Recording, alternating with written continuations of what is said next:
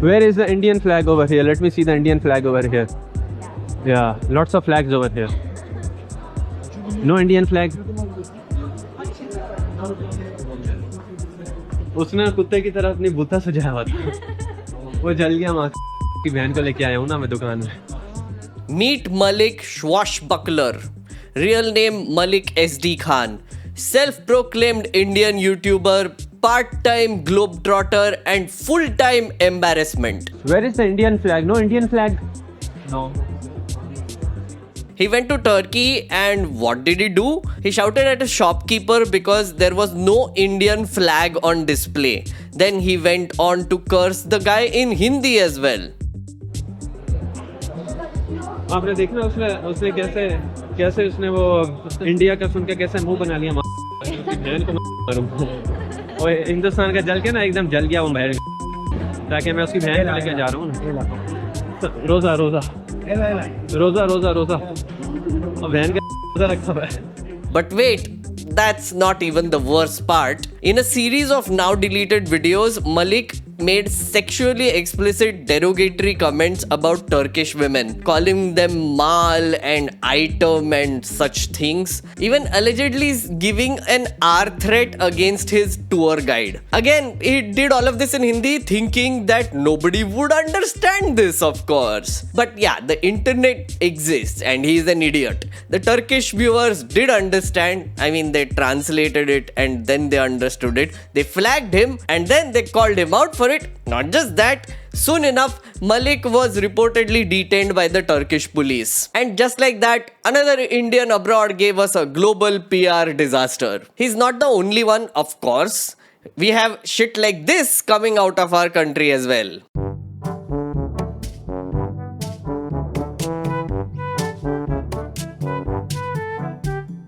We'll continue to that abomination later. Don't worry, this video is going to make you cringe quite a lot. So get ready. Let me tell you outright, this video is not going to be about racism. This is not about the West hating our skin color or anything of that sort. Of course, there is an element of racism and why some of the world hates Indians. But I want to get into other factors more in this video. This is a video about our own behavior in the country, abroad, on social media, on flights, in airports and in public spaces. This is about how we are actively tarnishing our own image with a potent mix of ignorance, arrogance and stupidity. All the while proudly yelling, "We are Vishwaguru. India, best country. Amazing country. Vishwaguru, you see." This is a video about why the world hates Indians. On that, I have a bunch of thoughts.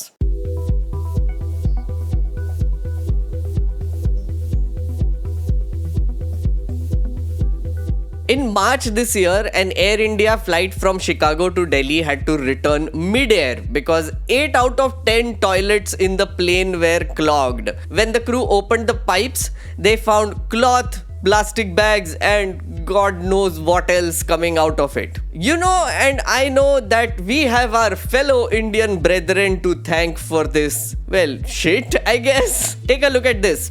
This is something that Harsh Goenka posted on Twitter. He was visiting a fancy hotel in Switzerland and found this welcome letter in his room. "Dear guests from India, please don't take the breakfast food with you. Please be quiet in the corridor and balcony." Goenka says, "Reading this notice, I felt angry, humiliated and wanted to protest. But a realization dawned that we as tourists are loud, rude and not culturally sensitive. With India becoming an international power, our tourists are our best global ambassadors. Let's work on changing our image." Thank you, Mr. Goenka. Thank you. Yes, we are the best global ambassadors as tourists and we must behave better. Thank you for that amazing advice. You will find hundreds of examples like Swashbuckler going about and behaving like absolutely cheap pricks. Have to say, Indians within India aren't doing any better. I don't have to say it. Tourists visiting India are saying it. I'm not going to wait it out in Iraq. I'm going to fly to India, right? So I flew into India. And that's where we are right now, if you didn't know. And it's an extremely dirty place. Extremely dirty, man. Like, easily the dirtiest place I've ever been in my life. It's disgusting. I mean, if you like leave your motorbike sitting out for like a few hours, it's going to be covered in dust. And that dust, you might be curious, is pollution. It's toxins from like fossil fuels, people burning plastic, people just burning their garbage, just people burning everything. It's just a filthy city, man. You walk outside, there's like vomit all over the street. There's like stray dogs, like just shitting on the floor. There's like, you know, cows just walking around eating garbage. Oh, juice. I don't know if you guys saw that. The man was picking his ears before he prepared juice for the public. So that's the kind of sanitation you can expect here in Delhi, India, guys. Only the best. Only the best. That's the kind of road traffic safety laws you can expect in Delhi, India, guys. I know I'm picking on Delhi, but I just happen to be in Delhi, so I figured I'd share my opinions with you guys. A lot of you guys had complaints that I didn't go to every square inch of the country before forming an opinion. Last time I was here for 8 weeks. All right, so I don't want to hear All right, I went to like 10 different cities, saw a lot of different and I think that entitles me to have an opinion. I think even 1 week in the country would entitle me to have an opinion. But you're saying, oh, go to the south. Oh, go to the far north, go to the far northeast. Well, I'm sorry I didn't go to your very specific regions of India where perhaps those are the outliers. Those are the places that don't suck major But I happen to find myself where I am. I'm gonna express my opinion on it. And if you don't like that, start your own YouTube channel. He's not wrong. Go to any tourist spot in India, Goa, Shimla, Varanasi, Taj Mahal, and you'll see the same greatest hits. Plastic packets, spit stains, love notes chiseled into walls of monuments. Walk around on Indian streets and you will inevitably cross a bit of pea-stained footpath or just cow dung which you can just step into and then just go, yay, amazing. Things have gotten so bad that a few years ago we started pasting images of gods on walls so that men with full bladder just don't let themselves loose on those walls. Bhagwan ka istemal karna pada. All of this is happening because Indians lack civic sense. What does that mean? It's the basic awareness that you live in a shared space.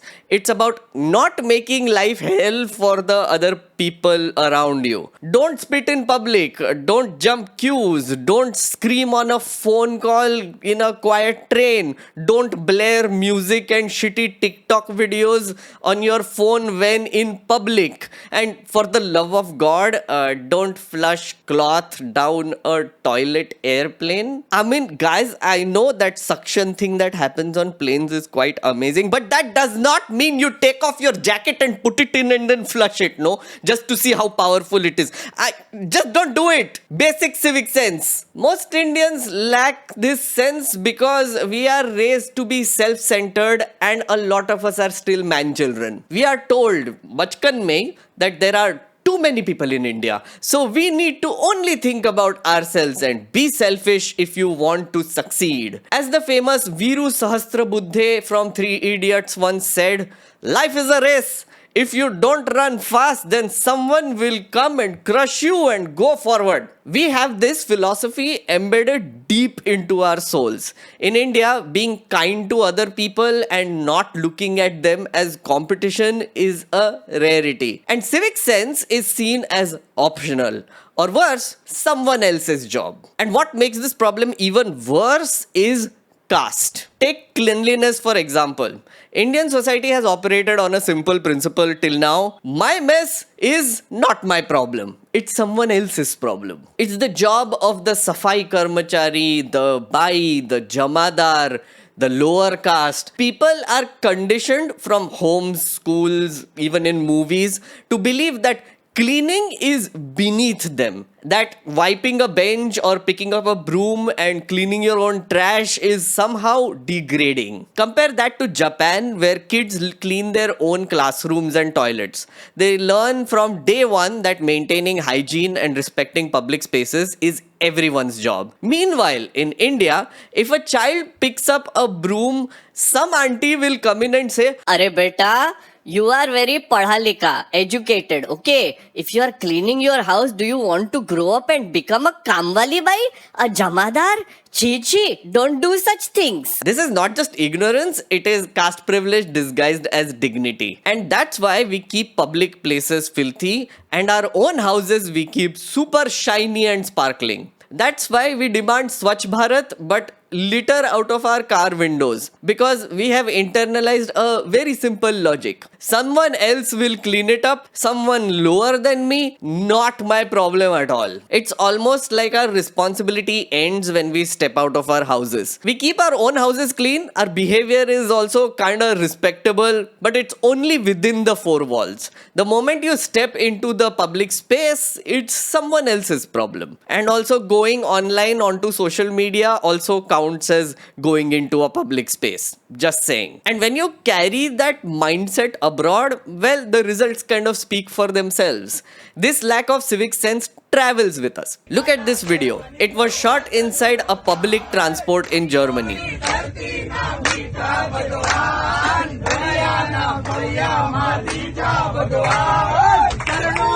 This is embarrassing as hell, but clearly the people who are singing loudly don't think so. You know why? Because of this one toxic trait called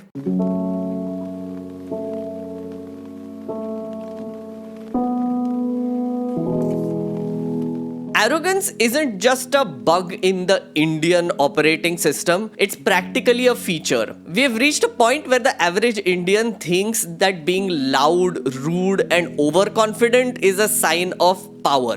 You'll find loud, besure Indians singing on planes, trains, buses without caring about other people around them all the time. All the time. Now they have started taking videos and posting them online all the time. You'll also find uncles and aunties at airports barking at the ground staff like they are royalty. If you look at social media, we think we have already won some sort of a global championship in every field. Science, Vishwaguru. Finance, Vishwaguru. Misinformation, also Vishwaguru. Yes, sadly, but we'll get to that later. This bizarre confidence doesn't come from achievement.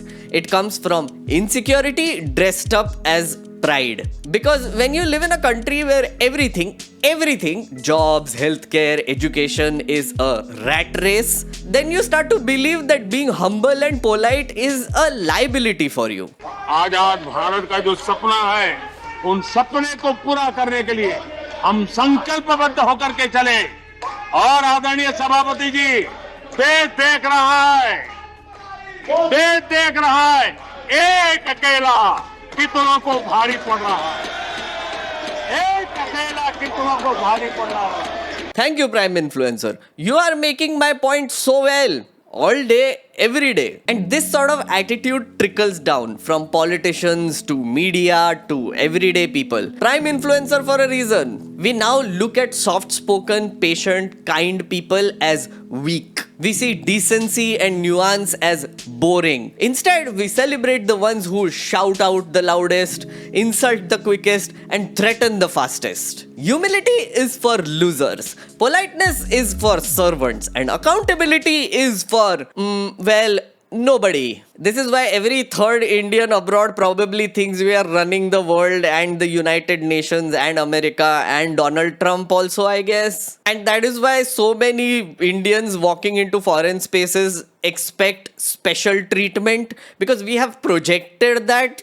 to them domestically. Arey, your passport is special. Arey, Laser Eye Jaishankar has made sure that you're respected now. Go, child. Go. क्या Germany में जाके गाना गाना है जोर से? जा सिमरन जा, गा ले अपनी जिंदगी. And these people who go out don't realize that nobody outside their WhatsApp group is actually impressed or chest thumping, with nationalism, Vishwaguru types. In fact, much of this arrogance is just repackaging of our VIP culture. The idea that our worth is based on who can you dominate. A culture where bosses treat employees like trash, where older people can yell at younger ones and demand respect. All of this is a toxic cocktail of caste, patriarchy, and ego with a slice of inferiority complex on top. This misplaced arrogance just didn't appear out of nowhere in Indian society. Psychologists have a name for this. German philosopher Adorno calls this authoritarian personality. It's a person who feels powerless inside, so they project power on the outside. They punch down to feel big. They shout to be feel seen, and they mistake domination for actual strength. Political theorist Frantz Fanon studied post-colonial societies and found that when a country has been humiliated for centuries like we have, it doesn't just heal immediately. It overcompensates for a few years after that, or decades, or a century. It becomes obsessed with projecting strength. It wants the world to know we are not weak anymore. We have arrived. We Vishwaguru now. Which means Indians going abroad are doing this.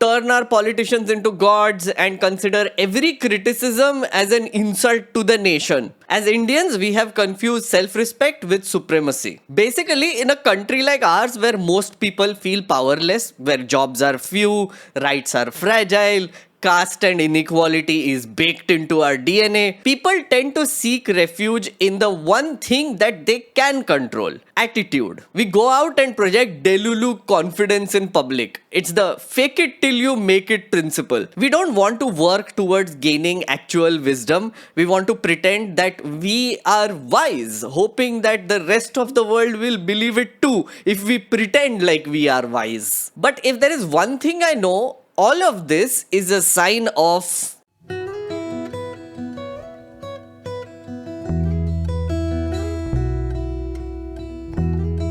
stupidity is not what you think. It has nothing to do with actual intelligence and IQ. It's not about how many degrees you have or which college you went to. I'm talking about a very specific kind of stupidity here. It means you don't analyze, you just pick a side and you are loyal to it. You stay loyal to it. And you do it with arrogance and confidence. German theologian Dietrich Bonhoeffer had this to say: stupidity is more dangerous than evil, because while you can reason with evil, you can't reason with stupid. Stupidity doesn't mean you are not smart. It means you have outsourced your thinking. You have stopped questioning, you just absorb. WhatsApp forwards, TV anchors, political slogans, memes and Twitter threads. Just absorb like a vacuum cleaner. Remember this uncle?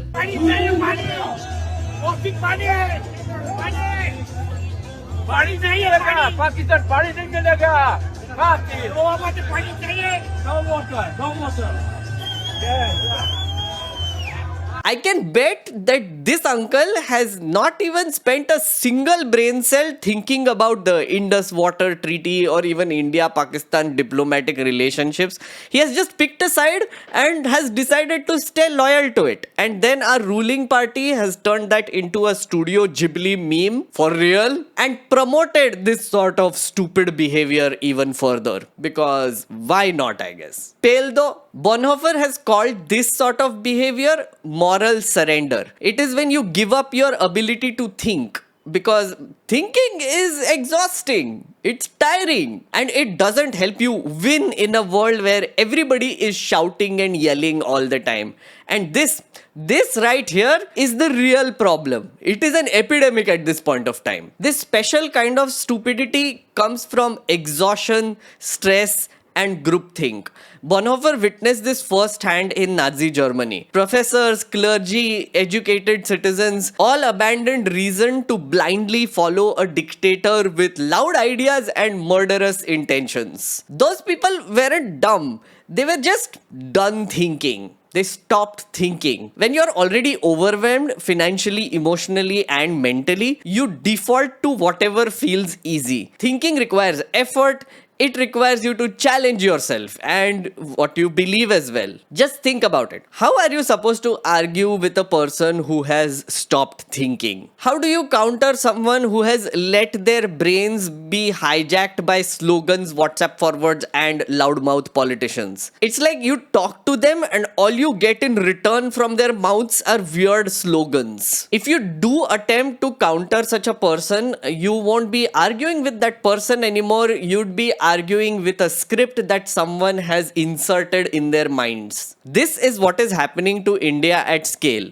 It is a mass hijack of brains. As a result, our systems are broken, education is outdated, media is loud and illiterate, and our social networks are, well, burning dumpster fires. Bonhoeffer has given a very interesting and simple solution to fight this. But before we get to that, I need to talk to you about something else. Let's talk about distribution. Because without distribution, none of this is possible. Let's talk about a place where the lack of civic sense, arrogance, and stupidity thrives and gets amplified. Let's talk about why.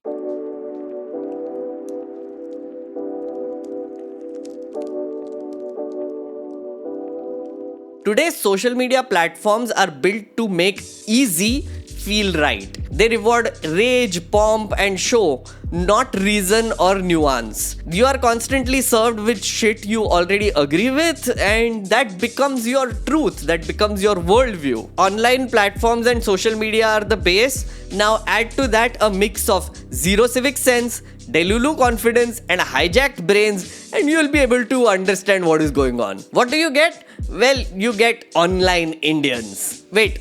Allow me to introduce you to this chronically online species which has turned rage posting into an art and also a full-time job. A YouTuber called Real Engineering made a video that praised the Indian space program but got a ton of hateful comments from Indians because he used an incorrect map. It got so bad that they posted this on their channel. I'm incredibly disappointed with the comments from Indians on my recent video. That video took us 2 months to make and cost us tens of thousands of dollars, all because I wanted to praise a country's perseverance and scientific achievement. The map used is the internationally recognized map of India. It is not the responsibility of a YouTuber to enforce your border disputes. I will not make the mistake of praising India again. Mission accomplished, guys. Do you see what's happening here? It was not like a polite suggestion being made to this YouTuber that he has used a different map. Maybe he should correct it.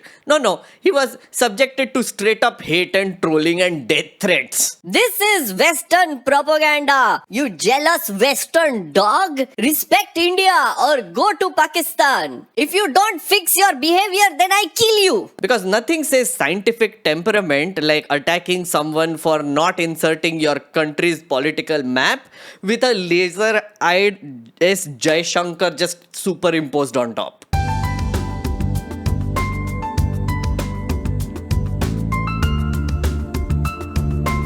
Guys, the internet was supposed to make us more informed, but it has just made us more aggressively stupid from the looks of it. A slightest difference in opinion leads to a hashtag war, accusations of national pride being injured, and absolute displays of bhakti. In India, we have unfortunately created a digital ecosystem where shouting wins and outrage has become currency. It also leads to Indians jumping on bandwagons when they have no real reason to do so. And some of it just ends up being downright embarrassing. Take a look at this. @Hindu51281880 posted India together with you with a bunch of emojis and this image. Israeli handle Aban MUFC responded with this. Dirty kids. Even we have better child here in Tel Aviv. Do you think the children of us will shake hands with your smelly kids?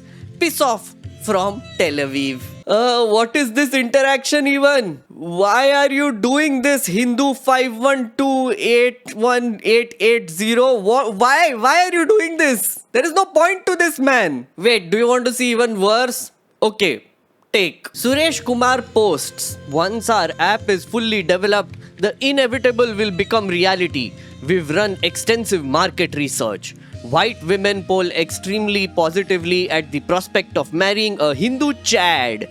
The world is going to get brighter. JSR, my fellow brethren, the Hindu era has begun. With this picture, what the actual is going on here? I mean, when you see things like this, it makes you wonder what led us here as a country, as a society, and as a nation. Why are we like this? Why are people like Suresh Kumar coming out of our society? India has become the misinformation capital of the world, and maybe even the cringe capital of the world. The World Economic Forum has suggested that India is at the top of the list of countries with highest risk of misinformation and disinformation. And let's not forget online frauds. Our scammers have truly gone global. From job scams in Canada to crypto schemes in Europe to scamming old people in America, India is now a recognized hub for digital fraud. There are literally entire YouTube channels dedicated to trolling scamsters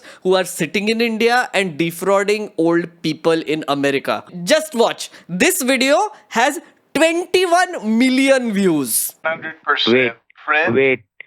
search this Oh my page god. with Google. Oh my Translate, god. Sir. Find Sir, it. you can't hear me? You idiot.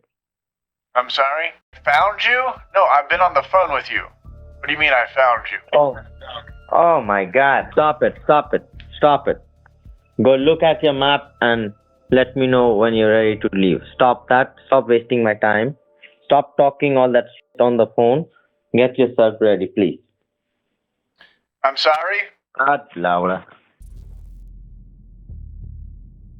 At this point, it really doesn't matter if I'm at the bank, if I'm sending crypto. This guy's worn out. I want you to remember he's 10 and a half hours ahead of me in India. So it's like 3, 4 in the morning for him. So he's super tired. He's probably super hungry. He's been very annoyed with me the entire time. And he probably knows he's not getting any money now. So on top of that, I'm going to kind of dig in a little bit more and let him know I know where he's from by saying a landmark in Kolkata, India, where this guy lives. And one last thing I want to let you know is that I actually had to mute a lot of things because this guy's very vile. So literally, if I beeped it out, it would sound like this for like seconds. So I actually had to mute what he was saying because it was disgusting and I wanted to protect the audience. This is the other kind of make in India that nobody talks about. We make scamsters in India also. It's gotten so bad that YouTubers trolling Indian scamsters is an entire genre on YouTube at this point of time. No, I'm not kidding. I have gone down that rabbit hole and I have come out very scarred. Whether you like it or not, all of this reflects on us. Because for every one Indian who is trying to make sense online, there are 5 loudmouth swashbuckler types who are absolutely ruining everything for all of us. And what's worse is that we have actually started to think that this garbage is our strength. It's like some kind of revenge we are taking against the rest of the world for I don't know what. And of course, the online scenes are reflected on our mainstream TV media as well. Because our lazy ass cheap TV media now picks up posts and tweets from social media, turns them into 3-hour debates, and hosts some shouting heads to make this whole thing even worse. We have anchors barking like dogs. We have headlines flashing like they were designed by a 12-year-old who has drunk too much Red Bull. And we have entire primetime slots dedicated to Pakistan की हार, मोदी जी की मार, जिहादी आलू की साजिश, क्या aliens भी पीते हैं दूध, क्या रिया करती है काला जादू. During the recent Indo-Pakistan flare-up, Indian news channels aired fake videos. They stole things from Gaza, edited for drama, and passed off as breaking news from Karachi. Oh, with air raid sirens in the background. Zee News even claimed that Pakistan is afraid of Zee News. I mean, even Pakistan must have been like, Wait a minute. Who are you? bro, what? What are you talking about? Zee News thought it was doing psychological warfare, but it was actually doing psychological damage to us, to the Indian audiences. It has been doing it for years. Lately, international media houses like Al Jazeera have been doing programs dedicated to how ridiculous our TV media has become. Next week, we will be analyzing the fallout in Pakistan. This time around, we're looking at India, specifically its media ecosystem. It is loud, populated by hundreds of mainstream news channels, many of them notorious for their jingoism, sensationalism, and their ability to produce hate speech, all of which came to the fore as tensions rose between the two countries. We have successfully become a laughing stock of international media watchdogs. There was a time when we used to look at the Pakistani media and laugh at them saying, haha, oh, your media is so stupid, man. That was a decade ago. Now look where we are. We are doing public diplomacy through rage bait hashtags, AI generated Ghibli memes, and green screen war rooms. And when the media behaves this way, it gives everyone else permission to do the same thing. If a national anchor can scream Traitor, go back to Pakistan, and other choice words on live TV, wouldn't a 17-year-old Bhakt on Twitter also think that it is okay to do that? This has become like a feedback loop at this point of time. Stupidity goes into social media, gets picked up by TV media, shouted at, recycled, and comes back louder the next day on social media. Then rinse and repeat, then it snowballs. And to top it all off, we add a nice little saffron bow on top and call ourselves Vishwaguru. So, how do we deal with all of this nonsense? Is it even possible at this point to make the world look at us differently? To make them look at India differently? Or are we too far gone? On that, I have a bunch of thoughts.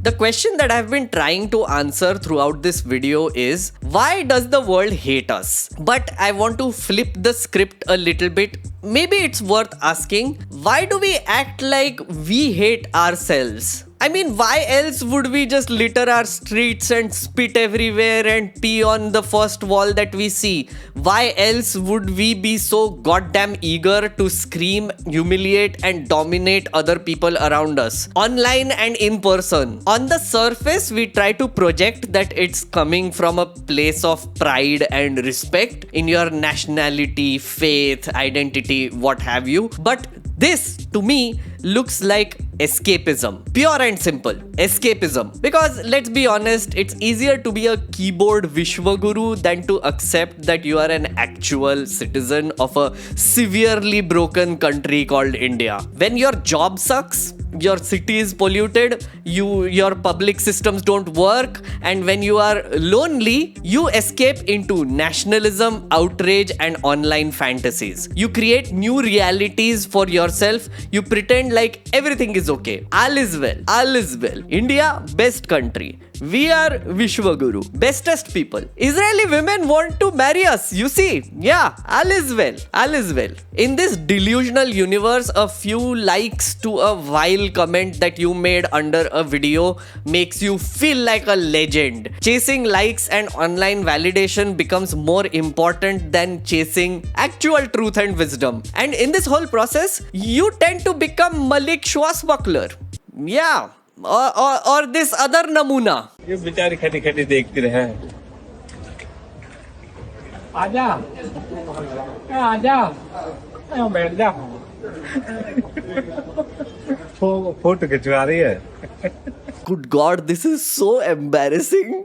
But yeah, so embarrassing. But here's the thing, it doesn't have to be this way. Bonhoeffer, who I mentioned earlier in this video, you know, the guy who literally stood up to the Nazis, has an interesting solution to offer. The only way to fight stupidity is not with rage, but with patient education and independent thinking. Which means we have to do something very, very, very difficult. Something that will hurt your very soul, especially as an Indian. We have to learn to say 3 simple words. I don't know. I don't know. Say it with me. I don't know. Stop pretending like you have all the answers. Just say, I don't know when you don't know. Yeah, just, I don't know. A few magical things happen when you simply say, I don't know.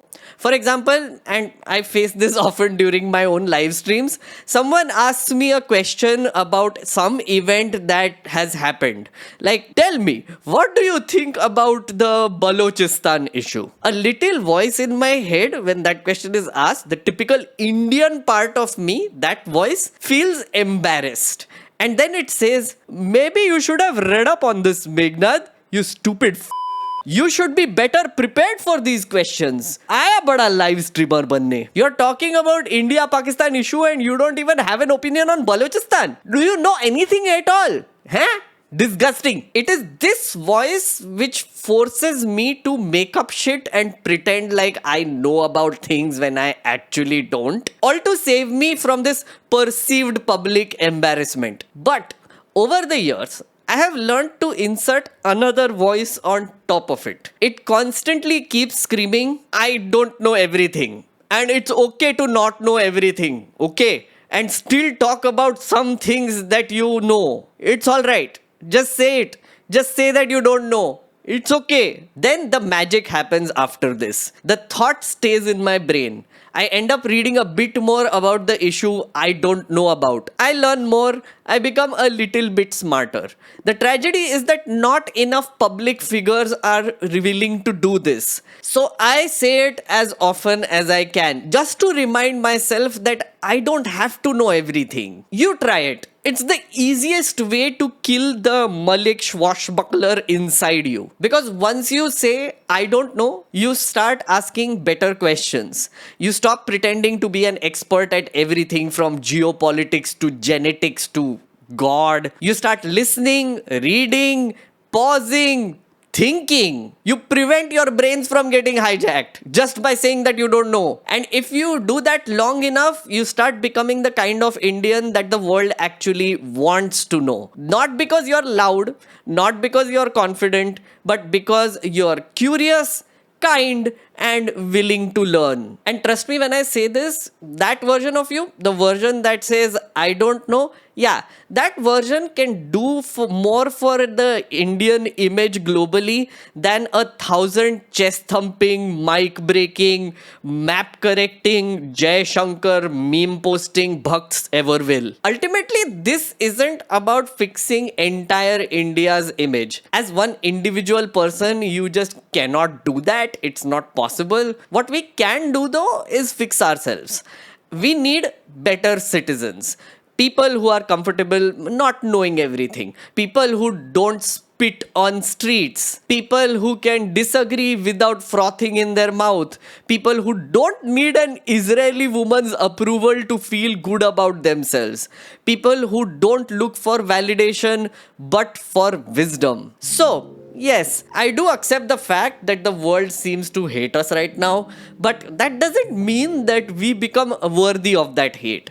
I still think we, as a collective, can choose better. I really hope, at least at the very least, my 90,000 subscribers can choose better and be better as people. If you are one of those people and you have seen this video till the end, leave a comment below saying, I don't know. I'll know what you mean, and it will confuse the hell out of people who don't watch the full videos and, choose to leave horrible comments anyway. So yeah, I don't know.